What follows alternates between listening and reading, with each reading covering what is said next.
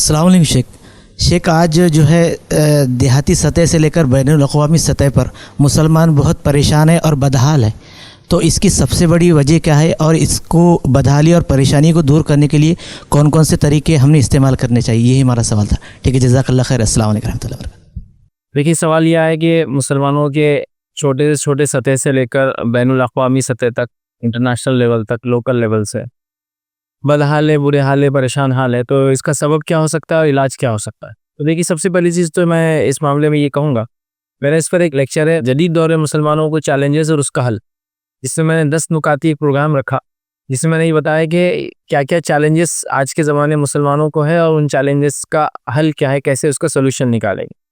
बहरहाल तमाम तफसीलात को ना लेते हैं, बस मुख्तसर ये कहूँगा कि मुसलमानों को सबसे पहले उनकी बदहाली का, परेशान होने का, मुसीबतों में मुब्तला होने का या तंगदस्त होने का, या जो कुछ परेशानियाँ मुसीबतें हम पर आती है, आजमाइश तो एक अपनी अलग मुकाम रखती है, लेकिन ये आजमाइश का नतीजा नहीं याद रखी। जो कुछ परेशानी और मुश्किलें आज हमको आती है, उसमें से अक्सर मुश्किलें, परेशानियाँ जो हमको आ रही है, वो आजमाइश नहीं बल्कि अल्लाह रब्बुल इज़्ज़त की तरफ से एक वार्निंग है, एक अज़ाब है, याद रखिए। सबसे पहली चीज़ ये है कि हम मुसलमानों को तौहीद पे आने की ज़रूरत है, इसलिए कि हम लोग नाम निहाद मुसलमान हैं। मतलब वो मुसलमान किसे कहते हैं? वो इंसान जो अल्लाह और उसके रसूल सल्लल्लाहु अलैहि वसल्लम की लाइवी शरीयत के मुताबिक चलता है। तो ज़ाहिर सी बात है, उसमें सबसे इम्पॉर्टेंट, सबसे अव्वल तौहीद है। हम लोगों ने मुकम्मल तौर से तौहीद को छोड़ दिया और अक्सरियत मुसलमान की बावजूद उसके कि वो दावा करती है कि वो तौहीद परस्त है, वो शिर्क में मुब्तला है, जिसकी गवाही खुद अल्लाह रब्बुल इज़्ज़त ने कुरान के अंदर दे दी कि वमा युमिनु अक्सरुहुम बिल्लाहि इल्ला वहुम मुशरिकून, कि अक्सर लोग, तुम देखोगे कि मोहम्मद सल्लल्लाहु अलैहि वसल्लम दावा तो करते हैं ईमान का, लेकिन सिवाय शिर्क के वो कुछ नहीं करते। तो लिहाजा हम भी उन्हीं लोगों में से हो गए। हालांकि बात तो पिछले लोगों के लिए थी, बहरहाल यहूद और नसारा ने वही किया, मुशरिकीन मक्का वही करते थे, अल्लाह पर ईमान का दावा करते थे, लेकिन सिवाय शिर्क के कुछ नहीं करते थे। तो लिहाजा सबसे बड़ा मसला हमारे साथ वो शिर्क का है, याद रखिए। जब तक शिर्क हमारे साथ लगा रहेगा, अल्लाह रब्बुल इज़्ज़त की नुसरत, मदद, फतेह, ये तमाम चीज़ें अल्लाह ही रास्ते इसके बंद कर देता है, याद रखिए। और जब ज़ाहिर सी बात है हमारा ताल्लुक़ बिल्लाह, अल्लाह से रिलेशनशिप ख़त्म हो जाता है, शिर्क की बुनियाद पर रिलेशनशिप अल्लाह से ख़त्म हो जाता है, तो नतीजा ये होता है कि ये तमाम चीज़ें दुनिया के असबाब पर तय होती है कि तुम्हारे पास क्या और हमारे पास क्या है।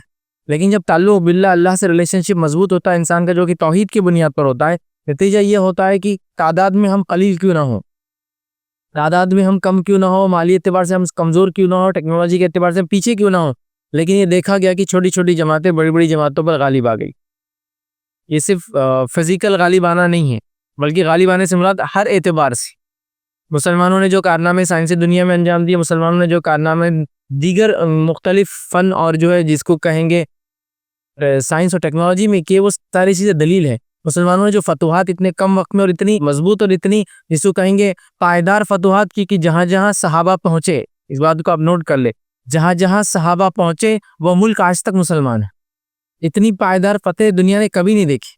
अलेक्जेंडर द ग्रेट जिसको हम कहते हैं, सिकंदर आजम, कितने दूर तक आया, कहाँ से निकला? मैसेडोनिया से निकला, और कहाँ तक आया? हिंदुस्तान तक आया, हाँ, पूरा उधर यूरोप में गया, लेकिन उसके बाद भी आज उसको कौन पहचानता और उसकी छाप कहाँ बाकी है, उसकी हुकूमत कहाँ बाकी है? ना उसके मजहब को मानने वाले लोग बाकी है, ना उसकी कोई छाप बाकी है। हाँ, लोग बोलते हैं खिला बनाया था, यहाँ से गुजरा था, यहाँ आया था, यहाँ खाया था, यहाँ पिया था, यहाँ बीमार हुआ था, और यहाँ से बीमारी उसकी बढ़ गई और फिर चला गया और मर गया, है ना। लेकिन आप देखिए, मुसलमान सहाबा जहाँ जहाँ पहुंचे, इतनी पायदार फतेह थी कि आज तक वो ममालिक व सरजमीन सबके सब मुसलमान। बल्कि सिर्फ ये नहीं, उनकी ऐसी शदीद मोहब्बत थी लोगों से, इंसानों से, और ऐसे बड़े बड़े कारनामे उन्होंने अंजाम दिए, जिसके नतीजे में जहाँ जहाँ तक सहाबा पहुंचे, उन ममालिक की ज़बान भी अरबी। आज ऐसा कहीं नहीं हुआ। अंग्रेज़ों ने हम पे हुकूमत की 200 साल, आज क्या छापे उनके हम पर? सिर्फ साइंस और टेक्नोलॉजी को उस ज़बान ने पढ़ने के अलावा हम लोग कोई भी इंग्लिश नहीं बोलते हैं। उन्होंने हिंदुस्तान पे किया, बर्रे सग़ीर पुराना जो था बांग्लादेश पे किया, पाकिस्तान पे किया, अफगानिस्तान पे किया, है ना, और कहाँ कहाँ नहीं किया, चाइना पे किया, दुनिया में क्या होता है। लेकिन उनकी ज़बान बोलने वाले लोग आज कितने, सिर्फ उनका मुल्क बोलता है। और हम लोग चूँकि वो आजकल साइंस की ज़बान है इसलिए उसको पढ़ते हैं, लेकिन किसी की मादरी ज़बान नहीं है। लेकिन सहाबा जहाँ पहुँचे, उन इलाकों की ज़बानें आज भी अरबी। अगर अरबी ज़बान नहीं है तो इतना मुतासिर हुए कि उन्होंने अपनी ज़बानों के हुर्फ को चेंज करके अरबी के हुरूफ ले लिए। उर्दू मिसाल के लिए ले लीजिए आप, उसके बाद आप जो है पश्तू ले लीजिए आप, उसकी मिसाल के लिए बड़ी बड़ी ज़बान, उज़्बेक की ज़बान थी। खैर आजकल वो लोग अरबी को छोड़कर इंग्लिश यूज़ करते हैं, लैटिनाइज कर दिया। लेकिन तुर्कमेनिस्तान की जो तुर्कमन ज़बान है वो भी इसी में थी, तुर्की ज़बान इसी में थी, इंडोनेशियन भाषा इसी में थी, मलेशियन इसी में थी। अभी ये सब ज़बानें जो मैं नाम है, सब ने अपने आप को बदल के लैटिन लिपि 1950 के बाद चेंज कर दिया अपने आप। लेकिन किसी ज़माने में अरबी के अल्फाज का इस्तेमाल करते थे इनकी लिपि की, हालांकि इससे पहले क़दीम इनकी ज़बानें दूसरी लिपि में लिखी जाती थी, स्क्रिप्ट में लिखी जाती थी। तो गोया ये असर था उनका। तो मेरा अल्लाह से ताल्लुक़, ये सबसे मेन चीज़ें याद रखिए। मैं इसको सबसे बड़ी سب سے اہم اور سب سے اصل وجہ ہے کہ آج ہم جو زوال میں ہیں، پستی میں ہیں اور عروج پہ ہم کہیں نظر نہیں آ رہے، وہ ہے ہم نے اصل چیز توحید کو، ایک اللہ کو ماننا جیسا اس کا حق تھا وہ چھوڑ دیا۔ جس دن ہم واپس اپنی توحید پر آ جائیں گے اور جو رب ہمارے لیے پسند کرتا اور جو چاہتا ہے وہ ہم کرنے لگیں گے، جس میں سب سے اول فرائض کرنے لگیں گے، تو آپ دیکھیں گے کایا پلٹ جائیں گی ممالک کی، کایا پلٹ جائیں گی مسلمانوں کی، اور اس دنیا کے اندر پھر سے مسلمان وہ چیز بن جائیں گے جو انسانیت کی ضرورت ہوتے ہیں۔ جیسا ماضی میں پاسٹ میں آپ نے دیکھا، مسلمان انسانیت کی ضرورت ہے۔ تعداد میں اگر خلیل بھی ہوں گے تو انسانوں کی ضرورت ہے، یاد رکھیں۔ چاہے ملٹری کے اندر لے لیجئے، ان کی ضرورت تھی، ان کے بغیر کام نہیں ہوتا تھا۔ پورے ہندوستان کی آپ تاریخ پڑھ لیجیے، یا تو ترک یا تو پٹھان، یہ دو قومیں تھی جن کی بنیاد پر لوگوں نے جنگی لڑی پوری، چاہے آپ کی حکومت کوئی بھی علاقہ، مراٹھا کیوں نہ ہو، لیکن آپ کا توخانہ پورا جو ہے کوئی نہ کوئی مسلمان سنبھال رہا ہے، آپ کی فوج کا جنرل کوئی نہ کوئی مسلمان ہے، آپ کا پرسنل باڈی گارڈ کوئی نہ کوئی مسلمان ہوتا، حالانکہ بادشاہ پورے غیر مسلم ہوتے۔ تو گویا ایک ضرورت تھی، ان کو پتا تھا یہ اسپیشلائز قوم ہے فلاں چیز میں، کھانے پینے میں یہ اسپیشلائز ہے، شربت بنانے میں یہ اسپیشلائز ہے، شراب نہیں پیتے تو شربت بنانے کی ان کے پاس وہ ہے، کپڑے وغیرہ یہ بہت اچھے بناتے ہیں، ان کی فلاں چیز اچھی ہے، حفاظت یا تحفظ کی چیزیں ان کی اچھی ہے۔ مسلمانوں کے لوگ کتنے مشہور تھے دنیا بھر کے اندر، آج بھی دیکھیے علی گڑھ کا لوگ کتنا مشہور ہے، پوری انڈسٹری تھی ایک بڑی، مسلمان کارپیٹ بنانے کے اندر سب سے ماہر رکھتے ہیں، چاہے دنیا میں آپ کہیں بھی ہو، آپ کی حکومت چاہے مسلمانوں کے خلاف آپ کیوں نہ ہو، لیکن قالین جو بچھیں گے وہ ایرانی یا ترکی قالین ہی ہوں گے، آپ سمجھ رہے؟ تو گویا مسلمان انسانیت کی ضرورت تھی، چاہے آپ ان کو اچھا سمجھو یا برا سمجھو، تو وہ دور پھر آ جائیں گا جب مسلمان انسانیت کی ضرورت بن بیٹھیں گے۔ تو یہ اصل چیز ہے، یاد رکھیں، وہ تبھی ہوتا ہے جب ہم اللہ کے محبوب بندے بن جاتے ہیں، اور وہ تبھی ہوتا ہے جب ہم توحید پہ قائم رہ کر وہ کام کرتے جو ہمارا رب پسند کرتا ہے، جس کی مثال صحابہ، تابعین، تبع تابعین، سلف صالحین ہے، کہ جو تعداد میں کم تھے، قلیل تھے، لیکن ان کی زبان، ان کا کلچر سمجھتے نا، ثقافت جس کو کہیں گے، ان کا کلچر، ان کی زبان، ان کی ہر چیز جو لوگوں پہ جو حکومت کرتی تھی، مطلب لوگ اس کو چاہتے تھے ویسا کرنا، وہ چیزیں کرنا، بہرحال وقت نہیں ہے، ورنہ اتنی کچھ چیزیں یاد رکھیں کہ مسلمانوں نے جو انسانیت کو دی، انسانیت نے مسلمانوں سے لیا، اور وہ آج بھی ہماری مقروض ہے، مسلمانوں کی مقروض ہے۔ وجہ یہ تھی کہ مسلمان اللہ کے محبوب تھے، جب وہ اللہ کے محبوب تھے تو اللہ رب العزت نے ان کی محبت انسانوں کے دلوں میں ڈال دی تھی۔ جب ہم نے اللہ سے ہماری محبت کم ہوئی، ہم نے شرک کرنا شروع کر دیا، اور اللہ نے جو چیزیں ہم پر فرائض عائد کی جو کہ اس کو پسند ہے، اس لیے اس نے ہم پر فریضہ کیا ہے، ان چیزوں کو چھوڑ دیا، نتیجہ یہ ہوا کہ ہم پیچھے ہو گئے۔ توحید کا حال تو میں نے آپ کو بتا دیا کہ شرک ہم کتنا کثرت سے کرتے ہیں۔ اس کے بعد سب سے اہم چیز جو یاد رکھی توحید کے بعد وہ نماز ہے، اس کا حال بھی کیا میں آپ کو بتا سکتا ہوں کہ مغرب کی نماز سب سے زیادہ لوگ پڑھتے ہیں، فجر کی نماز سب سے کم لوگ پڑھتے ہیں، اور جو مغرب کی نماز بھی سب سے زیادہ لوگ پڑھتے ہیں، میں سمجھتا ہوں وہ 5% بھی نہیں ہوتے مسلمانوں کی، مطلب میں ایسے لوگ ہی بتا سکتا ہوں جو دینداری کا نام لیں گے، دینی مجالس سے بیٹھیں گے، لیکن نماز کی توفیق نہیں ہوتی۔ ہاں، آپ بات سننے کو تو بات بہت سنتے ہو، لیکن نماز جمعہ کو آ ہی جاتے مسجد کے، تو آپ جمعہ کو اندازہ لگا لیں، اور عید کو اندازہ، عید کو دیکھ لیں سب سے زیادہ لوگ نماز پڑھتے ہیں، اس کے بعد سیکنڈ نمبر پہ جمعہ آتا ہے، اور ریگولر نمازوں میں مغرب ہوتی ہے۔ تو اگر خالی عید کو بھی لے لیں اور سمجھے عید کو جو مسلمان آتے ہیں 100% ہے، سمجھ لے، میں بول رہا ہوں، پھر بول رہا ہوں، سمجھ لے، میرا ایک اندازہ ہے 30-40% زیادہ مسلمان عید کو بھی نہیں پڑھتے ہیں، ایک اندازہ ہے میرا، تو سمجھ لے عید میں سب سے زیادہ پڑھتے ہیں 100% ہے، تو جمعہ میں اس سے کم ہے، مغرب میں اس سے کم ہے، اور فجر میں اس سے کم ہے، اس کا اللہ پورے نہیں پڑھتے ہیں نا، تو گویا نماز ہی ہم نے چھوڑ دیا۔ اب کہاں سے اللہ کی مدد آئیں گی، کہاں سے جو ہے فتح نصیب ہوں گی، کہاں سے ہم انسانیت کی ضرورت بنیں گے؟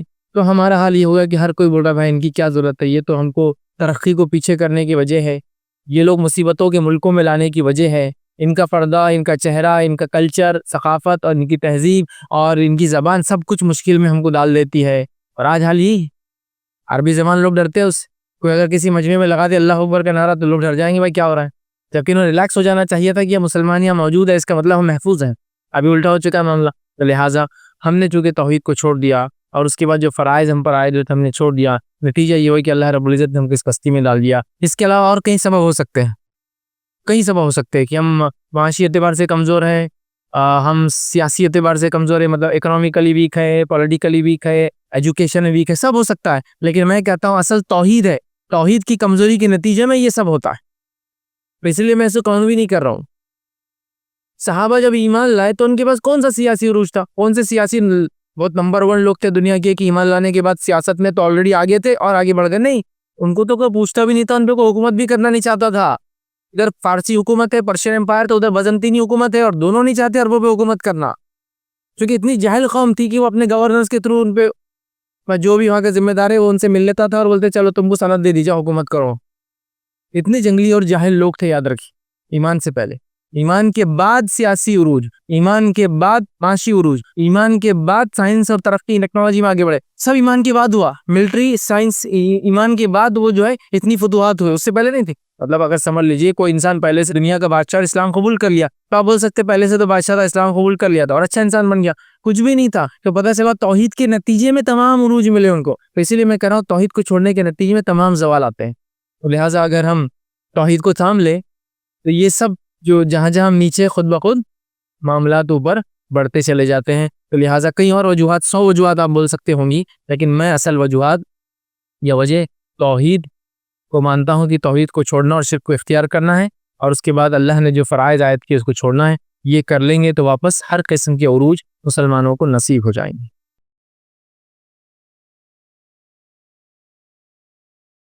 السلام علیکم. آپ بھی ہمارے اس کام میں تعاون کریں اپنی زکات و صدقات کے ذریعے. ڈونیشن ڈیٹیلز کے لیے ڈونیٹرز پر کلک کریں. اگر آپ کو ہمارے ویڈیوز پسند آئے ہیں تو اسے شیئر کریں اور ثواب کے حقدار بنیں. روزانہ ہمارے ویڈیوز کو پانے کے لیے ہمارے یوٹیوب چینل کو سبسکرائب کریں اور بیل آئکن دبائیں. ہم سے دیگر سوشل میڈیا پر جڑنے کے لیے ویڈیو میں دیے گئے آئی ڈی کو سرچ کریں. جزاک اللہ.